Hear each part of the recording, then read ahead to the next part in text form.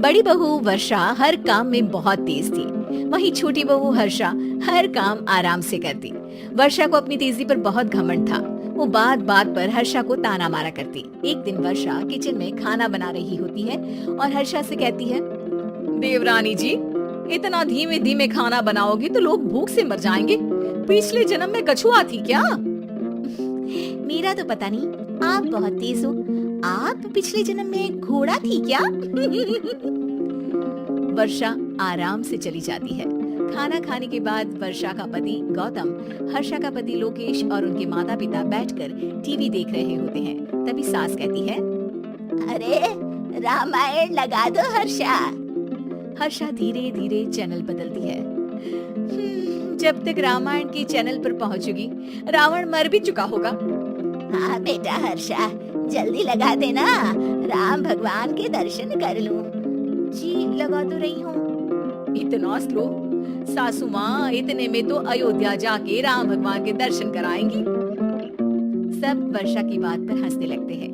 वर्षा हर्षा के हाथ से रिमोट लेकर रामायण लगा देती है। हर्षा बुरा नहीं मानती और वो भी हंसते हुए वहाँ से चली जाती है। एक दिन हर्षा खाना खा रही होती है, तभी वर्षा वहाँ आके कहती है, अरे कितना धीमे धीमे खा रही हो, इतने में तो शादी में 100 लोग खाना खा लेते। आधे घंटे से खाना खा रही हो तुम। अरे खाने को चबा चबा कर खाना चाहिए। हाँ हाँ, आप तो चबा के भी खाती हो और दबा के भी। अरे आपको मेरे धीरे खाने से दिक्कत है या ज्यादा खाने से?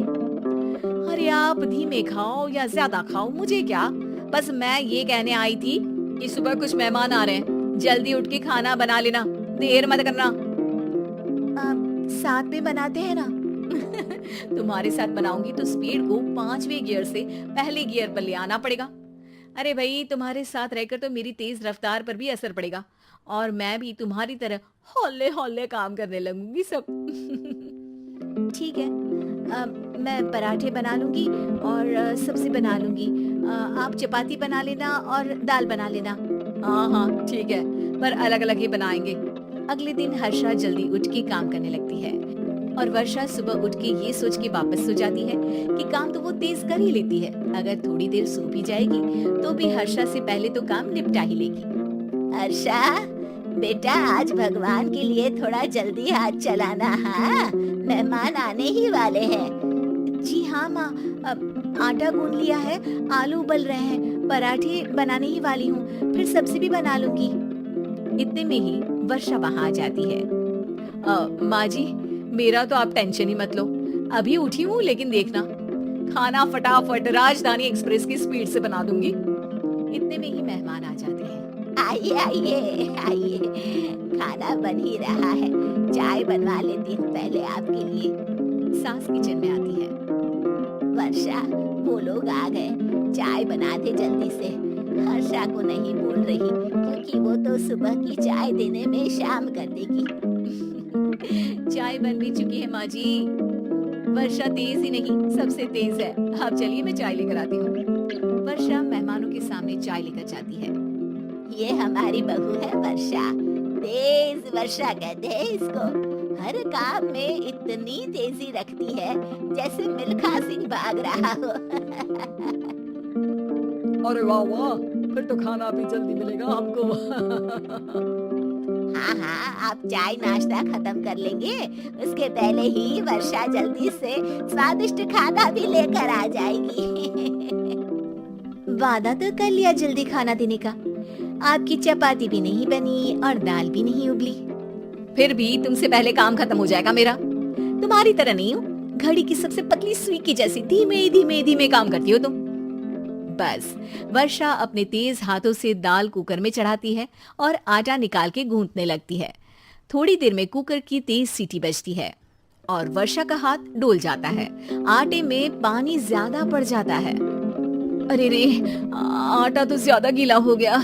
वर्षा जब रोटी बेलने लगी तो एक भी रोटी गोल नहीं बन रही थी। कोई रोटी श्रीलंका के नक्शे जैसी थी तो कोई रोटी ऑस्ट्रेलिया के नक्शे जैसी बनती। वर्षा चिढ़ जाती है। कुकर फिर से जोर से सीटी मारता है। सास बाहर से आवाज देती है, वर्षा बेटा, आज स्पीड थोड़ी कम लग रही है। टाइम और लगने वाला हो तो बता दो बेटा। वर्षा को ये बात सुनकर बहुत बुरा लगता है। वो सोचना भी नहीं चाहती थी कि कभी उसकी तेजी पर कोई सवाल उठेगा। वहीं हर्षा धीमे धीमे अपना काम करती रहती है। वर्षा दाल बनाते वक्त भी इतनी घबरा जाती है कि जल्दबाजी में दाल में नमक ज्यादा गिर जाता है। वर्षा का खाना फिर भी हर्षा से जल्दी तो बन जाता है और जब खाना मेहमानों के सामने लगता है तो सब हर्षा के खाने की तारीफ करते हैं। अरे पराठे तो कमाल की बनी है और सब्जी भी। बस दाल में नमक थोड़ा इधर उधर हो गया है। वर्षा को बहुत शर्म आती है और वो नीचे सर करके खड़ी रहती है। तभी हर्षा कहती है, वो ना मैं थोड़ी जल्दबाजी कर गई और नमक ज्यादा हो गया, पर पराठे तो वर्षा भाभी ने ही बनाए हैं, इसीलिए तो अच्छे बने हैं। वर्षा ने कभी नहीं सोचा था कि हर्षा के काम की इतनी तारीफ होगी। लेकिन